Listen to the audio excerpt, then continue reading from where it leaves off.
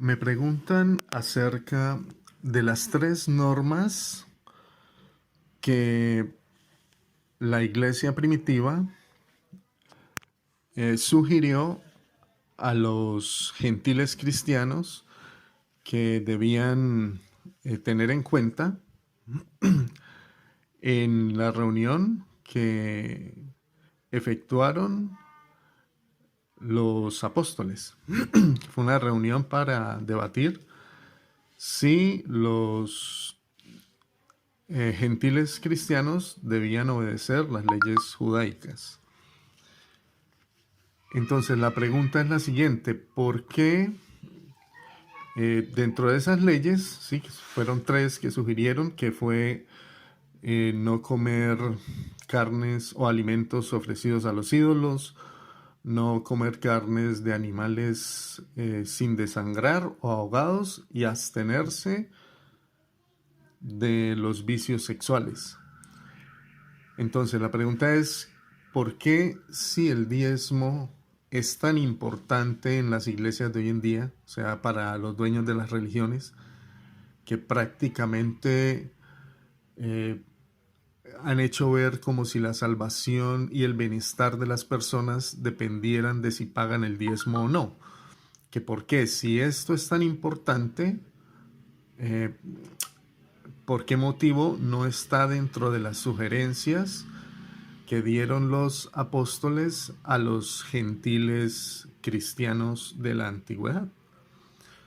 Entonces, como siempre, para poder responder, recurrimos a las escrituras y a los libros de los profetas. Entonces, en el Evangelio de Lucas, en el capítulo 18, en el versículo 10 nos dice el Señor Jesucristo: dos hombres fueron al templo a orar. Uno de ellos era un orgulloso fariseo y el otro un deshonesto cobrador de impuestos. El fariseo oró así: gracias, Dios mío, porque no soy pecador como los demás, y muchísimo menos como este cobrador de impuestos que está allí. Nunca engaño, ni cometo adulterio. Ayuno 2 veces a la semana y te doy el diezmo de todo lo que gano. El cobrador de impuestos, en cambio, se paró a cierta distancia y no se atrevía a elevar los ojos al cielo. Lleno de dolor, se golpeaba el pecho y exclamaba: Dios mío, ten misericordia de mi pecador. Les aseguro que este último, y no el fariseo, llegó a su casa justificado, porque el que se ensalza será humillado, y el que se humilla será ensalzado.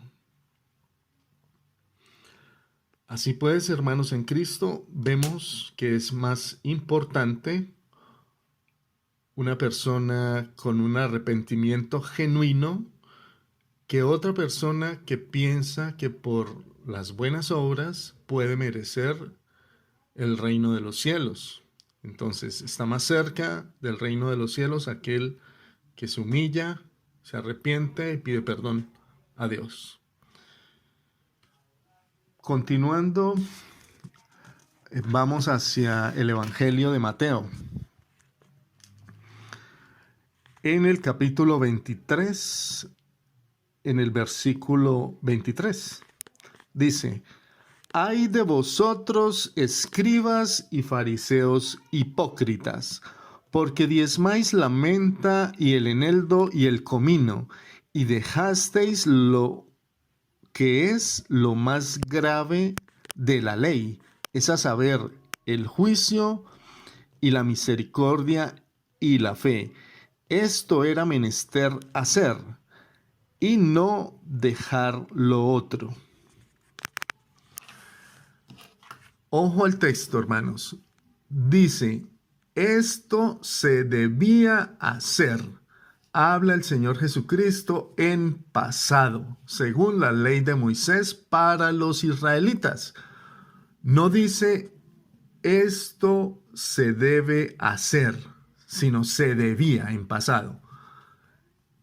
Entonces, no dice esto se debe hacer para los gentiles cristianos no israelitas, es decir, en el presente para nosotros. Recordemos que el Señor Jesucristo está vivo y vivimos en su presente.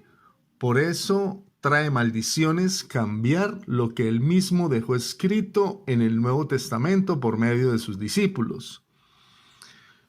Les comparto un texto en original griego para aclarar dudas. Y no está de más decirles que obviamente los dueños de las religiones ya han adulterado este texto para causar confusión en las Biblias modernas y así seguir estafando a los incautos. Estos son los diezmos autorizados por Dios para los israelitas según las Sagradas Escrituras. El diezmo para el rey. Esto está en Primera de Samuel, capítulo 8, versículos del 11 al 17.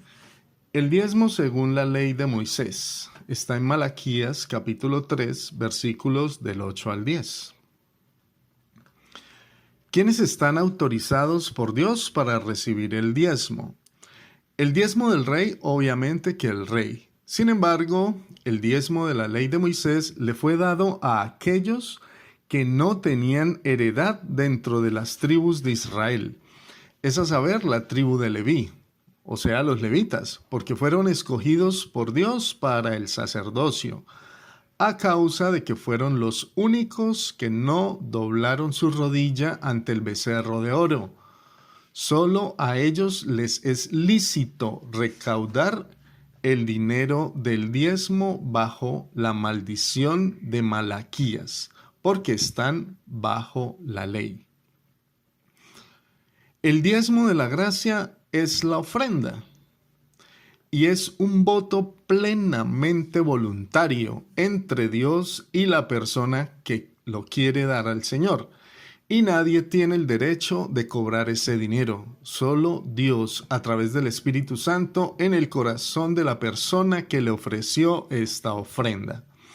Aquel que se atreva a cobrar el diezmo, según el texto de Malaquías, está en pecado y además se está metiendo bajo la ley y está obligado a cumplir toda la ley de Moisés. Y por si fuera poco, debe llevarle el dinero a algún levita, porque de ellos es. Esto les sucede frecuentemente a los guías de las organizaciones religiosas, a unos por ladrones y a otros por ignorantes. Misericordia quiero y no sacrificio, dice el Señor de los Espíritus. La ley de Dios dice, honra a tu padre y a tu madre, y el que maldiga a sus padres muera irremisiblemente. Pero ustedes, los guías religiosos, dicen, es preferible dejar de ayudar a los padres que estén en necesidad que dejar de ofrendar a la iglesia. De esta manera, con un mandamiento humano, están anulando el mandamiento directo de Dios de honrar y cuidar a los padres. Hipócritas, bien dijo de ustedes el profeta Isaías, este pueblo de labios me honra, pero lejos están de amarme de corazón. La adoración que me brindan no les sirve de nada, porque enseñan tradiciones humanas como si fueran mandamientos de Dios. Esto se encuentra en Mateo 15, capítulo 15, versículos del 3 al 9. Si de gracia recibes, dad de gracia.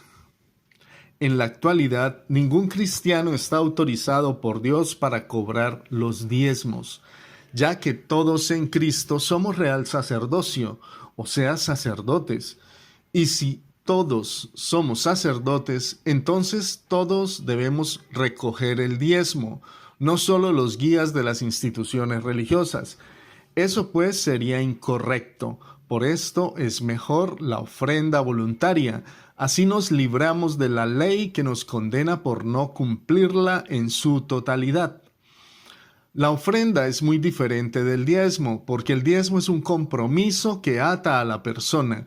Es un voto para con Dios, el cual, de ser incumplido, acarrea consecuencias. En cambio, la ofrenda está exenta de las consecuencias, porque se da voluntariamente, sin compromisos adquiridos. Así pues, la gracia es un regalo. Asimismo, la ofrenda es un regalo. ¿Dios nos condena al infierno por no pagar el diezmo? Por supuesto que no, absolutamente no, ya que nosotros, los cristianos gentiles, no estamos obligados a cumplir las leyes que eran para el pueblo de Israel. El Señor nos ama de la misma manera a todos, entrañablemente. Sin embargo, las organizaciones religiosas no vacilan un segundo en ponerse detrás del nombre de Dios para engañar a las ovejas del Señor. Pero ya les llegará la hora del juicio a las iglesias que, cual Judas, se dedicaron a recolectar los dineros de los incautos.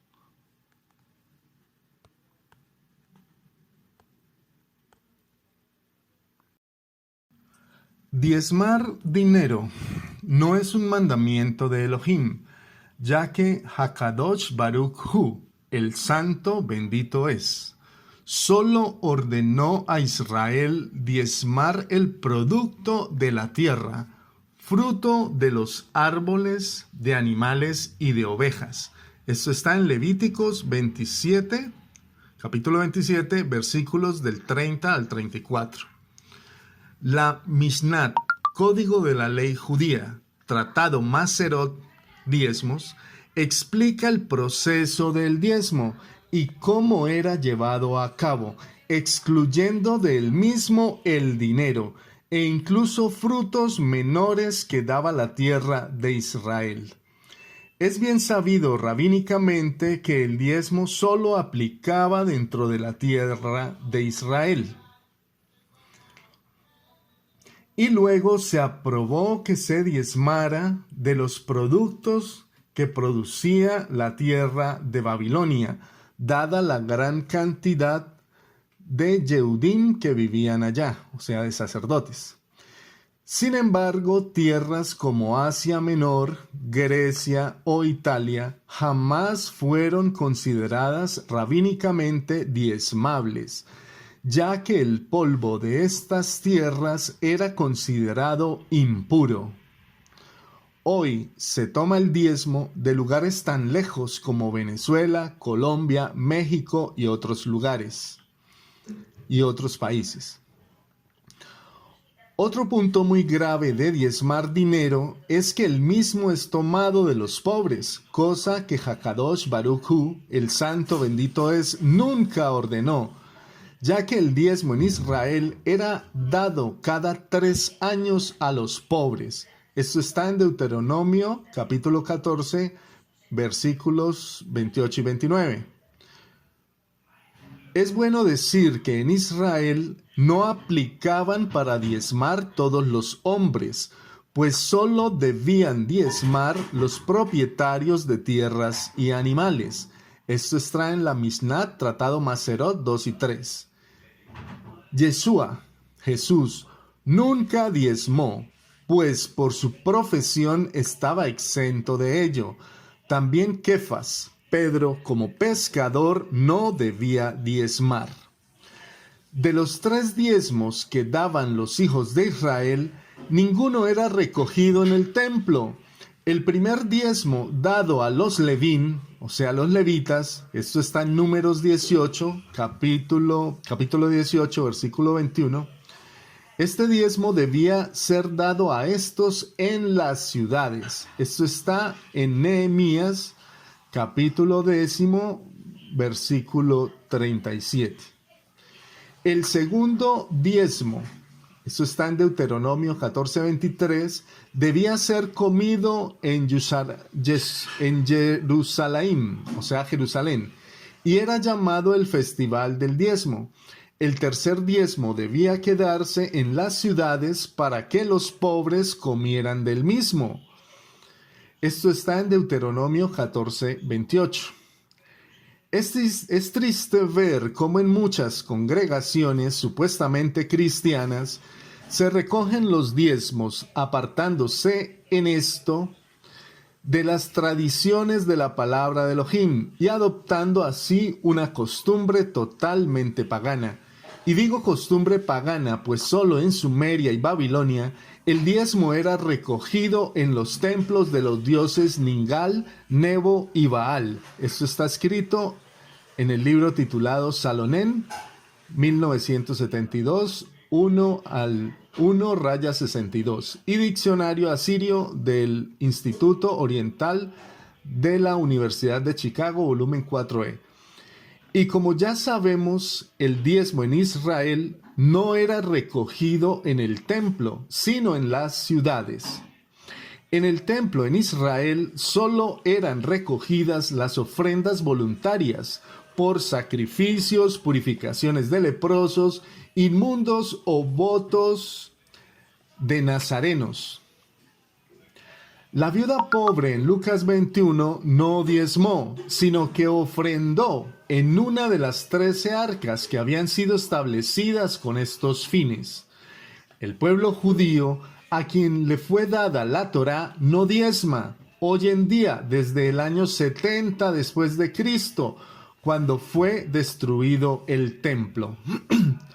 Aún en la misma Mishnat, que es el código de la ley judía, se registra que los diezmos cesaron. Simeón ben Eleazar dice: cuando la pureza cesó en Israel, se llevó el sabor y la fragancia. Cuando los diezmos cesaron, tomaron la grosura del maíz. Mishnat, Tratado Sotak 9:13. En Babilonia se diezmaba dinero a Baal en tiempos de crisis o durante los ataques del enemigo. Eso está escrito en el Olmolete, 1999, páginas 304 y 305. Tristemente, la misma costumbre se ve en muchas congregaciones.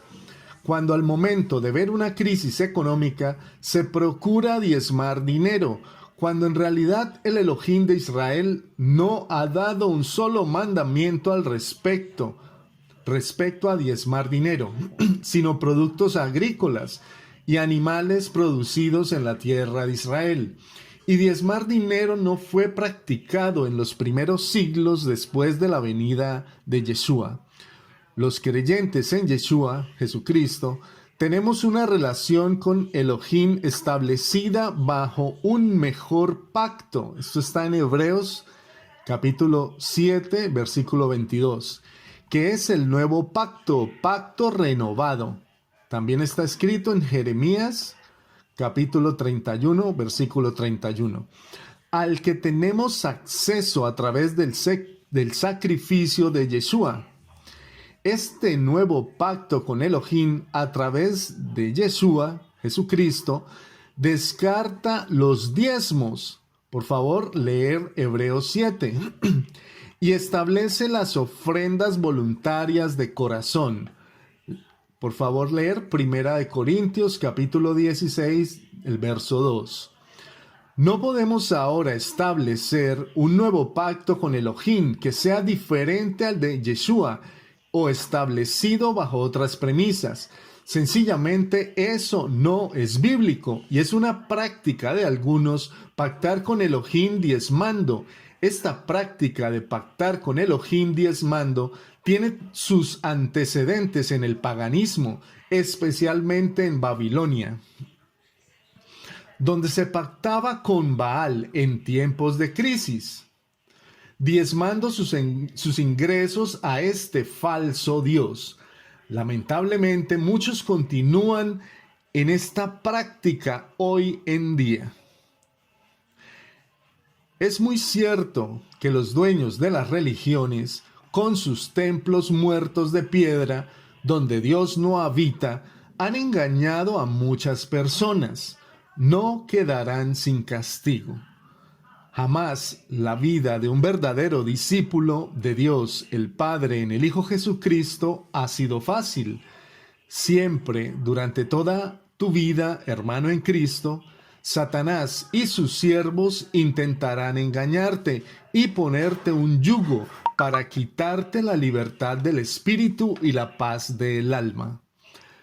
Debes superar tus decepciones y seguir adelante con la mirada fija en tu Salvador Jesucristo.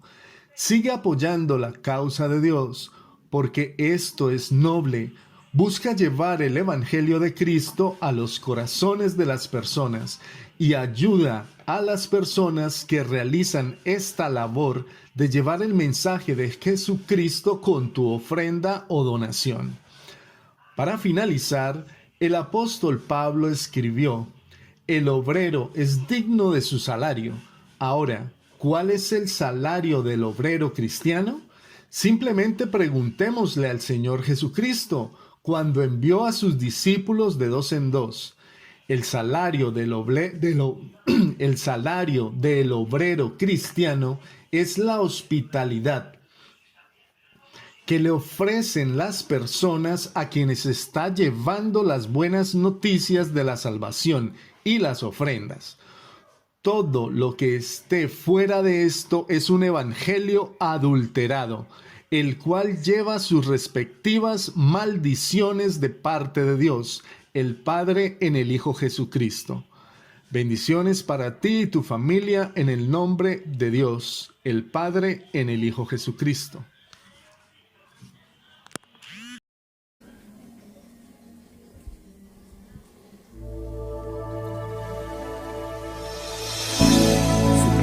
Señor Jesucristo, que vengas pronto, Señor. Líbranos de la gran tribulación que ha llegado a este mundo, Señor. Llénanos con tu Santo Espíritu, alma, ser. Él es el hombre que tuvo poder en andar sobre el mar. ¿Quién es el que puede hacer el mar callar? Y en el momento que la tempestad te quiera hundir, Él viene con toda autoridad y manda calmar. Él es el hombre que tuvo poder de hacer a Israel caminar por entre las aguas del Mar Rojo.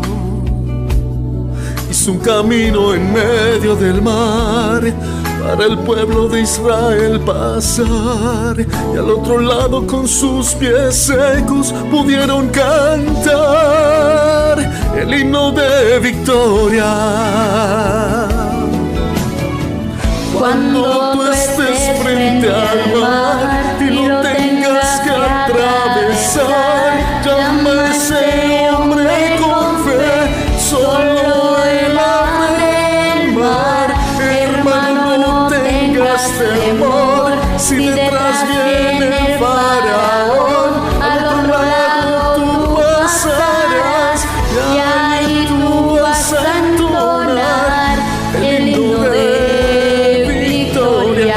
Cada vez que el Mar Rojo tú tengas que pasar, llama siempre a ese hombre que te va a ayudar. En la hora más difícil es cuando Él te ve. Llama siempre a ese hombre que tiene el poder. Si tú pasas por el fuego no te vas a quemar, y si pasas por las aguas no te ahogarás. Pasa como Israel que el mar atravesó, y en el nombre del Señor el himno de victoria.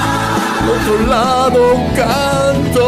Cuando tú estés frente al mar y lo tengas que atravesar, llama a este hombre con fe, solo Él abre el mar. Hermano, no tengas temor, si detrás viene el faraón, al otro lado tú pasarás, y ahí tú vas a entonar el himno de victoria. Cada vez que el Mar Rojo tú tengas que pasar, llama siempre a ese hombre que te va a ayudar. En la hora más difícil es cuando Él te ve. Llama siempre a ese hombre que tiene el poder. Si tú pasas por el fuego no te vas a quemar, y si pasas por las aguas no te ahogarás. victorias. Pasa como Israel que el mar atravesó, y en el nombre del Señor el himno de victoria. Del otro lado canto, del otro lado canto, del otro lado canto, del otro lado canto, del otro lado